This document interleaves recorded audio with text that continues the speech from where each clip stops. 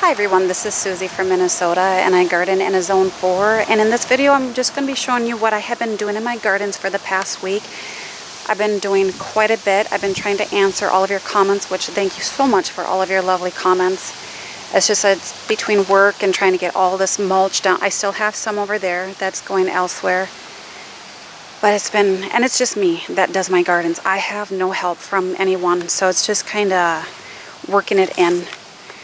And then a lot of you have asked about I should go no dig, and I do go no dig in the majority of my gardens. And I think it's Charles Dowding, if I'm saying his name correctly. Was it 5 years ago? So I saw some of his videos about no dig. I'm like, oh, that looks so much easier than the way I've been doing it, because I dig up the turf, which is very difficult because of all my tree roots. So when I said it dig, I just dig about a foot trench so my mulch has something to slide into, because eventually like the snow will just kind of make it scoot, and I'm just trying to make sure it's not going into my lawn. And I did run out of cardboard in some places, so and I've done that before where I just lay the mulch directly on top of the sod, and it works out and everything does really nicely. But yeah, I definitely recommend the no dig because it's so much easier. And actually disposing of the sod got a little bit annoying too, because it's quite weighty. So I just have a few things planted in this area for now. I found them, and I've been kind of looking at it. In this area here, just try and picture it without this, because I don't think I'm going to keep the whiskey barrel here, which poses another issue where I'm going to put that beast. But I'm going to do a shrub in here of some sort. This is well draining, like super well draining, so I think that's probably why I killed the shrubs back there. I just didn't keep up on the watering the way I should. I don't have drip irrigation. I don't really need it in my zone. This year I would have, but you know, my thought is it's after the water bill, things need to survive on their own. But not quite sure what I'm going to do back here. This is a tricky area just because it gets more afternoon sun than it does get morning, but by afternoon maybe 4 hours of sun. So it does get that intense sun. I'm not sure, but I kind of want to go with more like pines, shrubs. I want to do some spring interest, fall interest, winter interest, and I'm really trying to do my research. So I've got a lot to do for over the winter, which is really neat because it does give me something to do. But in here, this is Microbiota decusata, if I'm saying that correct. Sorry about the shakiness. But this is a ground cover, and it said a shade ground cover. It does tolerate that partial. So you can see it's getting sun right now. So I think this would be a good area. And it's hardy from, I think I saw zone 2 to 7, so I can't go wrong. And with shrubs, I tend to even look for ones that are hardy more in zone 3, just because this is the west side of the house, and it gets that brutal winter wind, that sun in the afternoon, and things just tend to get that winter burn. So I'm hoping I don't have that with this. It spreads, I would say, at least 6 feet, so I have it quite a ways away from the edge here. So I kind of want it to take over this entire area. It gets about 12 inches tall. And I do like my hostas, but I also want this not to be a low maintenance, but just, I don't know, a little more, if you want to say, formal. I do have to trim up my yews here. I do that in the spring. So I had pruned them this past spring here, and they've put on a lot of growth. And we're really happy about that. And they've kind of bulked out a little bit up too, but so yeah, so that's kind of my plans for this area. I was thinking about maybe doing like your dogwoods, like your red twig dogwood, just for that winter interest. But again, the sun situation could be an issue. I know there's going to be a lot of, I don't know, maybe trial and error along the way. Over here, I wanted something tall in this area right here. And I went with an arborvitae, and it's called Techni. And I think this will, I might have to widen this a little bit, but I gave it a pretty good, from the middle of the shrub here to here, we're talking into about 3 feet. And I didn't want it touching the house. I still need to get back there. So I think that'll be good. I'm hesitant because shrubs are a little bit more difficult to work with than your perennials. A little bit easier to dig up if they're not in the right place. But this does, you can see, get that sun too, and I'll get the afternoon sun. One thing, like I said, this is really good drainage here. Excellent. Almost a little too good. And then over in this garden, so I'm still trying to figure this garden out here. I have some Solomon seal that I've been kind of splitting or just kind of taking pieces off of and moving it elsewhere, and I'll show you. But I'm trying to figure this area out here. I'm not in love with it, and I don't know what's thrown me, if it's the Sun King Aralias. Love them. But I'm thinking they're a little too much for this area. Let me know what you think. I don't know. And I know the hostas are still taking their sweet time to get to their mature size. Like I said, that's a summon substance. But I might be moving that, maybe putting something a little bit. Like I said, this garden still has me perplexed a little bit, which is good because it always gives me something to think about and do. But I had moved the ferns. I'm taking a chance. The one thing is this soil was, like I said, everything was bone dry. So the one thing that I'm going to have to keep on top of is keeping the new stuff well watered. But I have a feeling next year I'm going to lose a lot of plants because digging up all these plants, the root system on them was nothing. And like I said, crumbly. I worry about going into winter for my zone. I moved Lady's Mantle, Alchemilla mollis here. I thought that would be a nice kind of foliage contrast in here, and this is definitely a little drier, and I think it'll like it back here. Not back here, over here. I moved, and I think this is, I might have said Diamond Lake, or no, I think I said Niagara Falls. It might be Komodo Dragon. I do have a hosta video coming out, so I definitely won't get that one out before this. Oh, look at those little beasts. Those squirrels are digging everywhere. But I moved this over here just to break up all of that lime green color going on and kind of play off this. This is just a coleus that will be getting moved.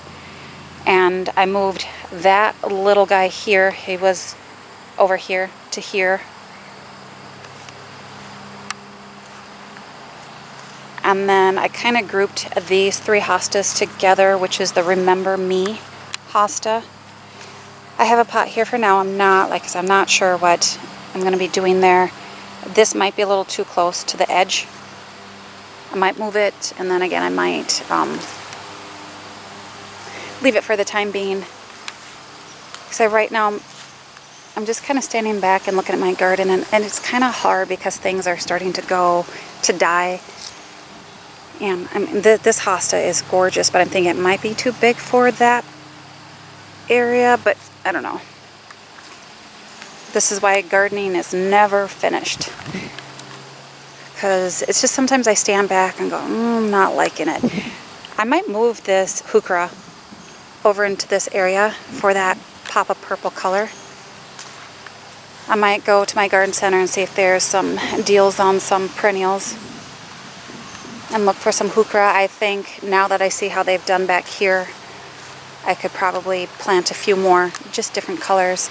So yeah, you see I dug a huge clump out here. Oh my goodness. All these white flies. I just touch a plant and they, whew. Never had that problem before. Yeah, so this heuchera looks really good here. So that's why I have high hopes that if I plant another variety, it might do okay. I have, this is one that I pulled from another area. This is, I don't know the name of it. It's kind of a very ordinary hosta, but I'm gonna just put it here for the time being. The Sun Kings just got so big. So So I've got a lot of open areas, but I really don't want to cover them up right now because like I said, I'm still trying to get a feel for this area.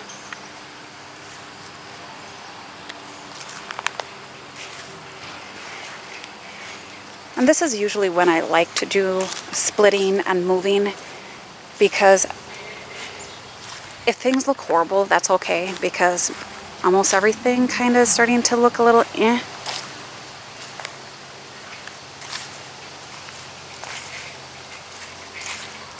But I'm trying to use what I have and just kind of make note of, you know, maybe I need a different color in this area.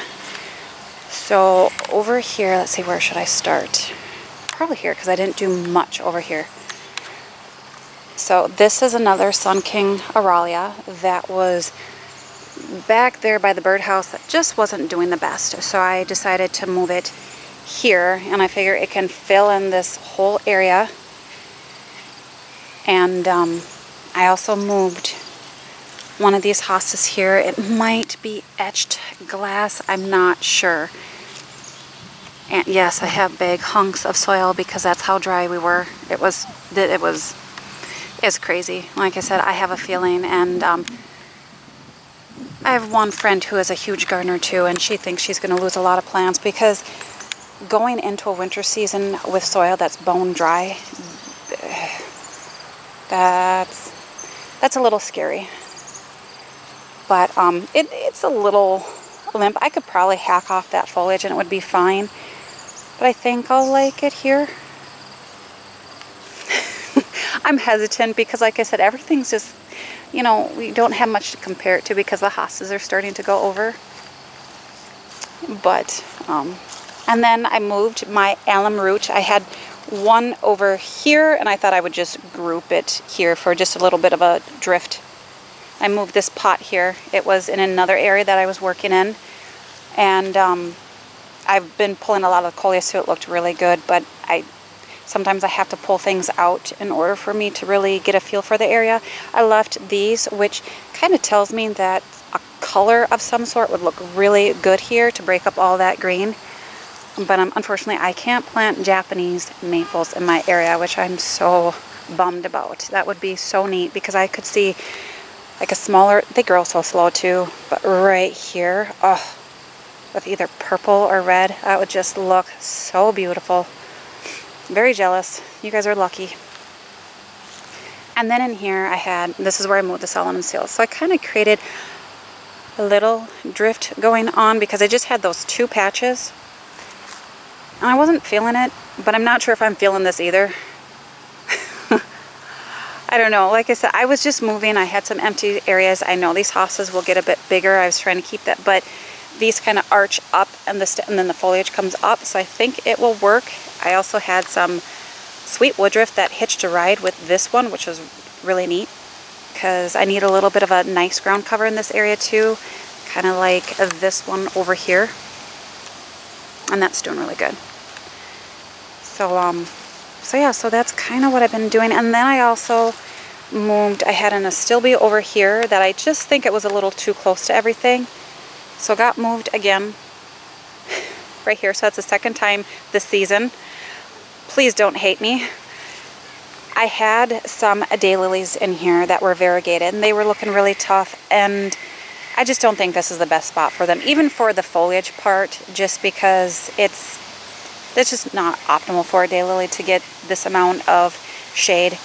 I think it gets about 4 hours sun maybe. It might have done something, but at this point I just needed to make a little bit of room. Oh wait, I did have something back here. Just thought of this. So yeah, so that's kind of where I'm at with this garden. I'm still looking at it, seeing if I want to make some other changes. Like I said, this coleus is not going to be here. I do have this little tiny, and that was just stunted. I think there's just a whole lot going on in this area, but I do have a little hosta here that I will leave. It's got some variegation in it. I think it'll look nice. I think over here some heucheras would look really good with like a peach color. Sorry about the wind. It does feel really good. It's keeping the bugs away too. Mosquitoes have been horrible.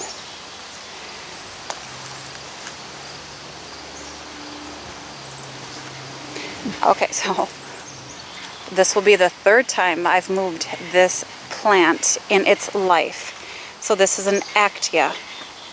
It was Simicifuga. I love it. I love this plant. I love the fact, and it's also a late bloomer. The flowers are fragrant, but it just doesn't do a lot for me because something's always digging by the roots and disturbing it. But I moved it over here because it gets more sun here. So I think this foliage should be purple. So I think with a little more sun, it'll color up better. Correct me if I'm wrong.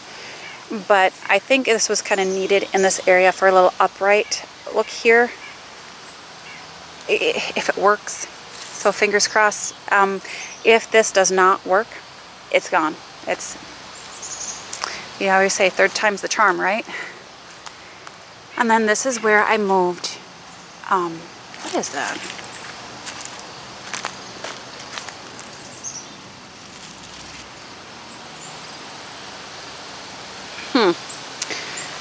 Okay. But I moved the ferns back here. And they only get the morning sun because I've got like this little patch of blue sky above me. And they should be about 3 feet tall, so I'm hoping they kind of tower over this. And I think that contrast of the foliage with like the vibrant green of this hosta will look good. I got the two back here, and don't they look way bigger when they're taken away from those Sun Kings? The thing is the plants that I just did will probably have a better chance going into next year than the existing ones because I will be keeping them well watered. Fingers crossed. But yeah, I think I'm gonna like that if that works out because it'll just be a little break up of that really big foliage.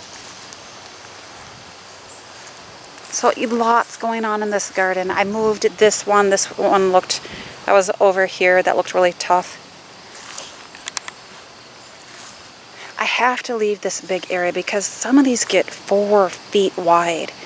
So I know this one's going to get really big too, and that Solomon seal might be in the way, but I'm not too concerned about the Solomon seal just because you can see the stems are very bare at the bottom.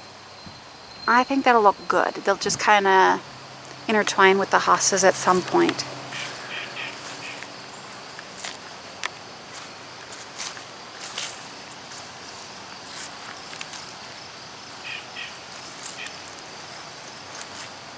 I'm walking slow. I would walk, but I don't want to make you too dizzy. So yeah, I still have some work to do in my gardens. I know in that sun garden over there, I will be splitting the sedum. I might as well. I'm on a roll.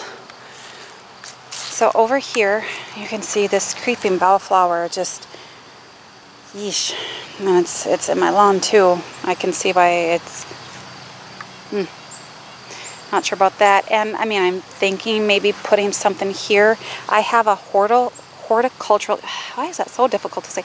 Horticultural vinegar spray, or just vinegar in a bottle that I spray on some weeds. And I still take precaution because it's very strong. It's a 30% acidity.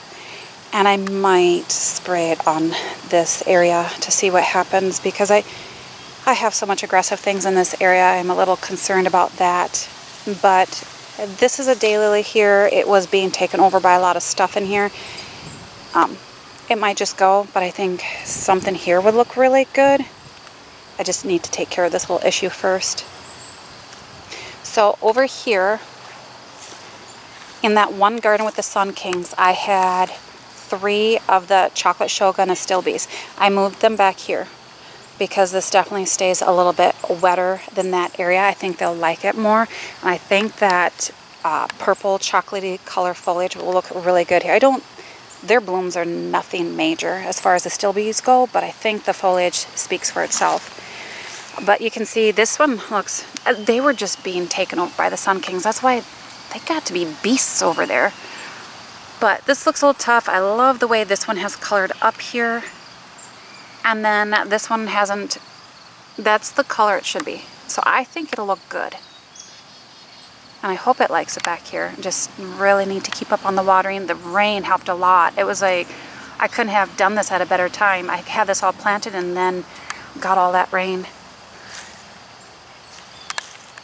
And then I had Alchemilla mollis back here that I had put in that other area, and then I split it and put in these areas. It looks a little tough, but I just thought I have so much variegation going on with these hostas here. I needed to break that up a little bit. So I just kind of extended the Alchemilla mollis over here.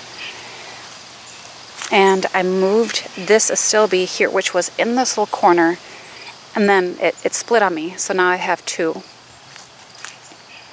And then over here, I just kind of created its own little area of the pulmonaria, which they are so easy to divide.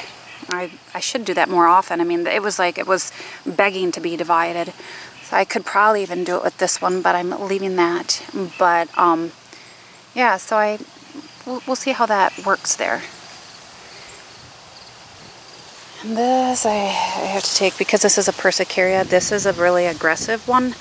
And I even thought about taking a clump of this and putting it into that area over there.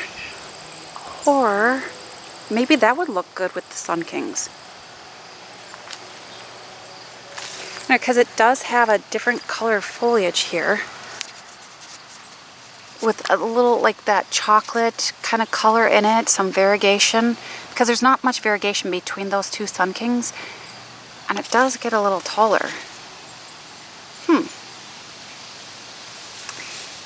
And I need to be careful because it is covered in bees.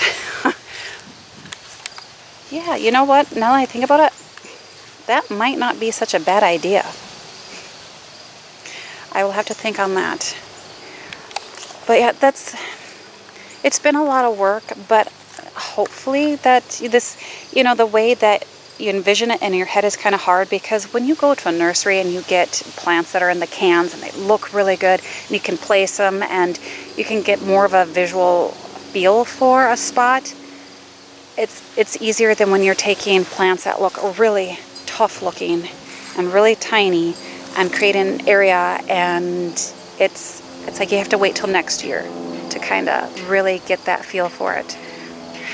But I think I'll like it. So hopefully this video has inspired you guys to get out there and maybe split some of your perennials or move some things around. And I love gardening. I love puzzles, and I feel like gardening is a puzzle. I am always moving my plants, because it just might not be the vision you had in the first place. I'm just kind of looking at the crack in this tree here. Oh.